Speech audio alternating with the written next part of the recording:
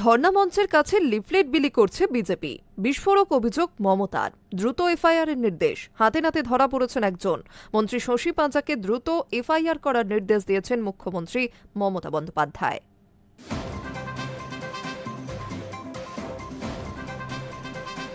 ধর্নার চতুর্থ দিনে বিজেপির বিরুদ্ধে বিস্ফোরক অভিযোগ করলেন তৃণমূল সুপ্রিমো তথা মুখ্যমন্ত্রী মমতা বন্দ্যোপাধ্যায়।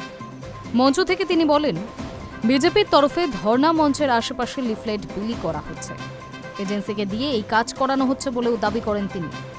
এরপরই অভিযুক্তদের হাতে নাতে ধরার নির্দেশ দেন মমতা। মন্ত্রী শশী পাঁজাকে দ্রুত এফআইআর করতে বলেছেন তিনি। পাশাপাশি সকলকে আশেপাশে নজর রাখার নির্দেশও দেন। জানা যাচ্ছে ইতিমধ্যেই একজনকে হাতে নাতে ধরা হয়েছে। এসআইআরের লক্ষ লক্ষ বৈধ ভোটারের নাম বাদ দেওয়ার প্রতিবাদে ধর্মতলায় ধর্নায় বসেছে তৃণমূল সুপ্রিমো তথা মুখ্যমন্ত্রী মমতা বন্দ্যোপাধ্যায়। রাতে ধর্ণা মঞ্চেই থাকছেন তিনি।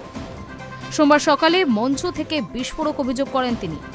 মমতা বলেন, বিজেপি ধর্ণা মঞ্চের আশেপাশে লিফলেট বিলি করাচ্ছে, এদের হাতে নাতে ধরতে হবে। গলায় দড়ি দিয়ে মরা উচিত এদের। ভোট চোর। শশী পাঁজাকে দায়িত্ব দিচ্ছি, এদের বিরুদ্ধে এফআইআর করুক। এখানে ওদের ঢোকার অধিকার নেই।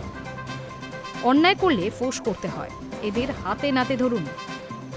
মমতা আরও বলেন, সবাইকে আমি সতর্ক করছি, ধর্নার জায়গায় নজর রাখুন।